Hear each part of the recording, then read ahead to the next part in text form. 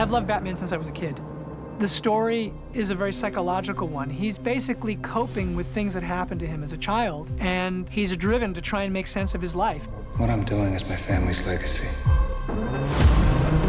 Matt didn't show me a script or anything, but just kind of said the tone, and it sounded quite radically different from anything we'd seen in Batman movies before.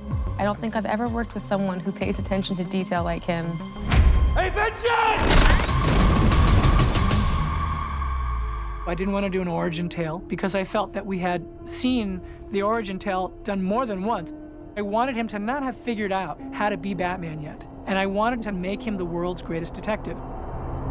The killer left this with the Batman. Why is he writing to you?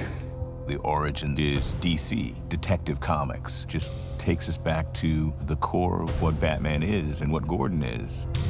Any of this mean anything to you? I wanted him to use that phrase that is in so many of the comics, I'm vengeance, because this is a personal mission. But there is a dark side to this idea of vengeance. Batman is very much about the psychological investigation of a character that is caught in his own moral maze.